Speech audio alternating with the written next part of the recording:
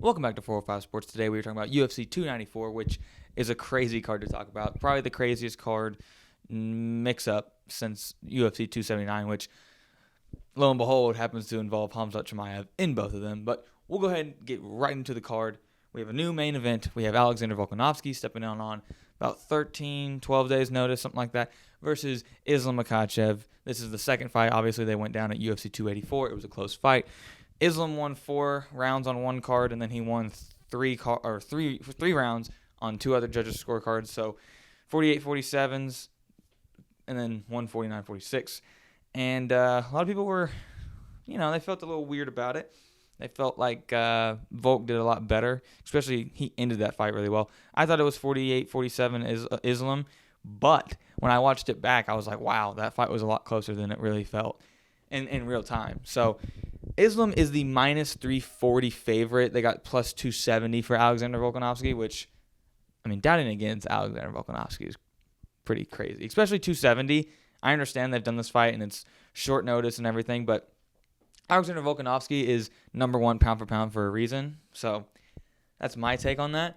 And I'm going to take him. I really am. I think Volkanovski gets the job done. I think he's just one of those guys that just is just he's a BMF, right? And that goes for Usman too, but we'll get to that. So obviously I'm not doubting out Islam, and I don't think it's going to be a finish. I think it's going to be a decision, and I think it's going to be a really close fight. Obviously, the time of rehydration is different. In Australia, it was about 27, whereas now it's like 35, I think. So there's a little bit more time for these guys to get more weight on. They said Alexander was about 170 and Islam was about 172.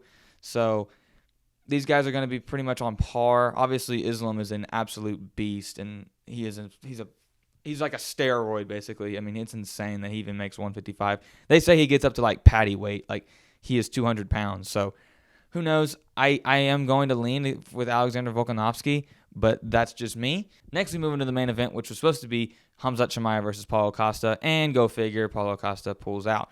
Now, don't get me wrong, Paulo Costa is still a dog, and obviously he got staph, and that's tough, and it looks really bad, so that sucks. It's just like the guy, he was supposed to fight Ikram Aliskerov, who we'll get to later, obviously, in this video. He was supposed to fight him at 290. He canceled the Luke Rockhold fight at 277. Obviously, he still fought Luke Rockhold a card later. He pulled out of the Marvin. Well, no, he had the Marvin Vettori fight, switched to 205. He has just done so much. He pulled out of him and Sean Strickland had talks, I know. Pulled out of that talk.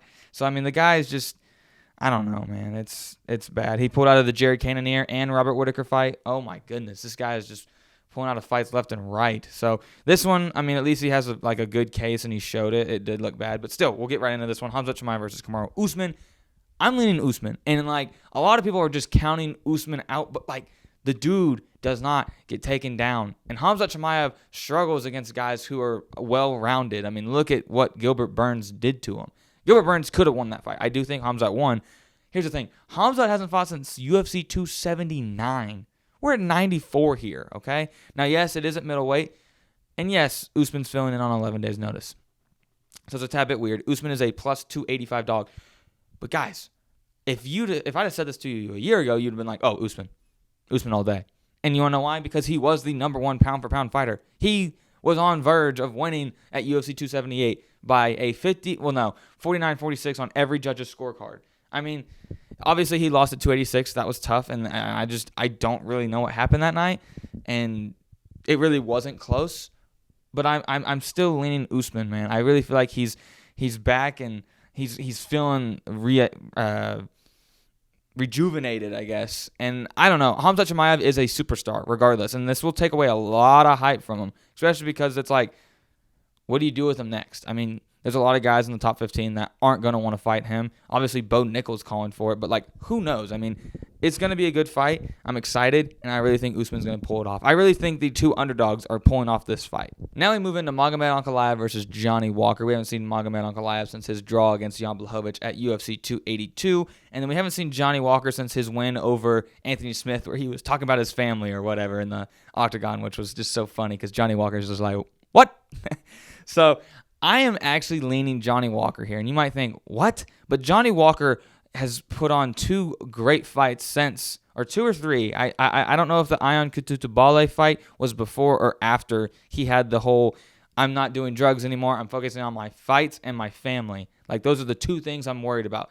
I'm not smoking weed anymore. Nothing with weed. I put it past me. I'm full on dedicated. And ever since that, the Paul Craig knockout or TKO was great. The Anthony Smith decision was great. I mean, those 2 fights were not close.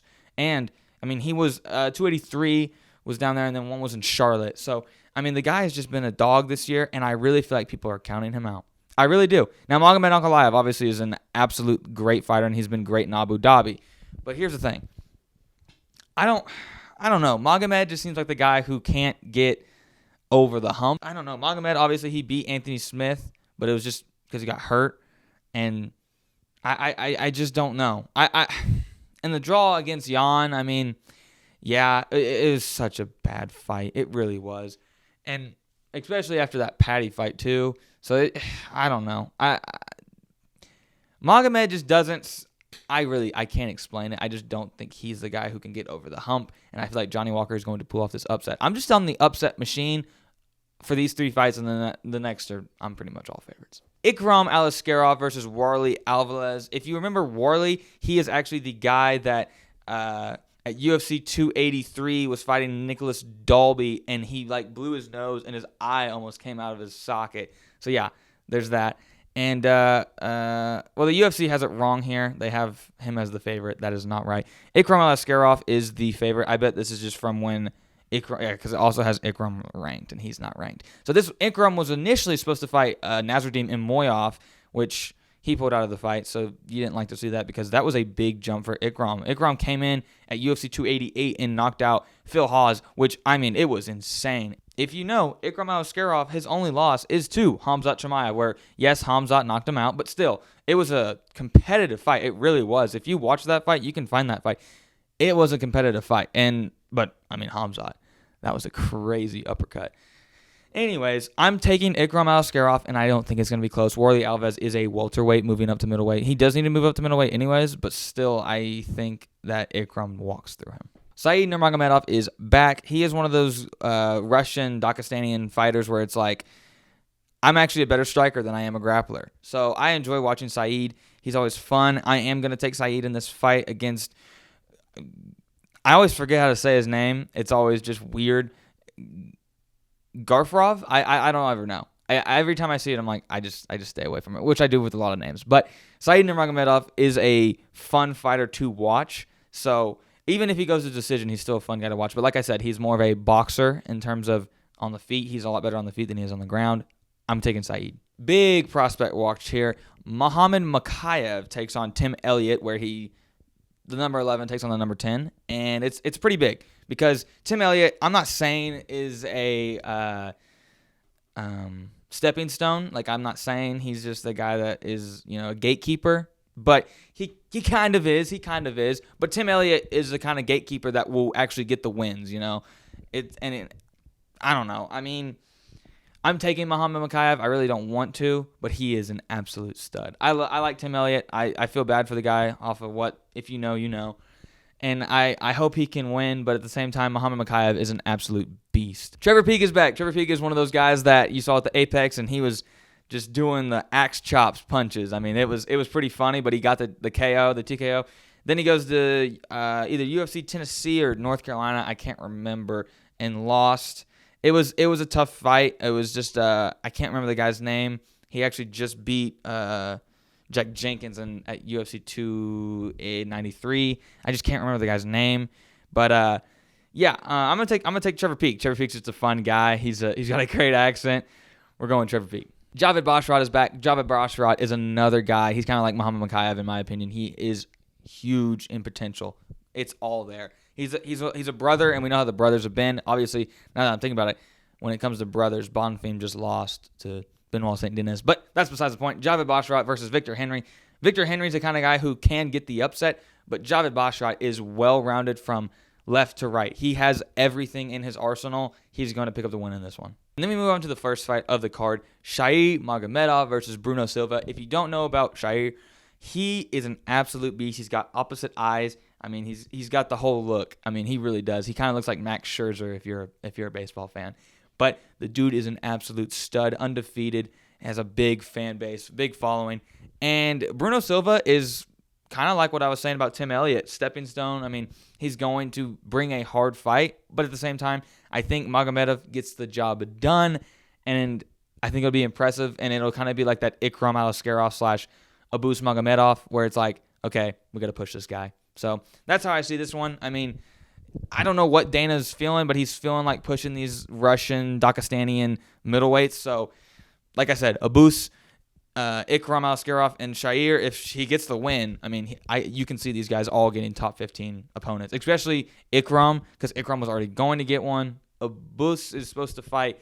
I don't even remember. He has a fight booked. Abus is taking on Caio Barraro from Brazil, so that'll be a good fight. But like I said, Dana's really liking to push these middleweight Daghestanians, which, I mean, they're pretty dang good. So, yeah, this is a great card. It really is. And comment down below, would you rather have seen the original, so Oliveira versus Makhachev 2 and Costa versus Khamzat, or would you rather just take what we have now? Because I'm kind of torn between them. Obviously, I'm a huge Charles Oliveira fan.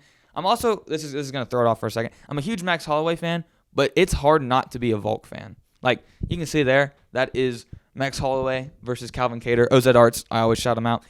I'm a huge Max Holloway fan, but it is hard to like root against Alexander Volkanovski. The dude is an absolute beast. So what he did after 276 to Max, it was just like, holy crap, this guy's on another level. Because I thought he lost. I thought Volk lost at 251. And it was a close fight. I can understand.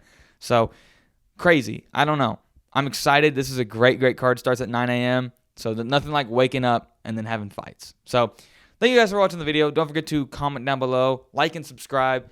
And I will see you guys in the next one. Thank you for watching.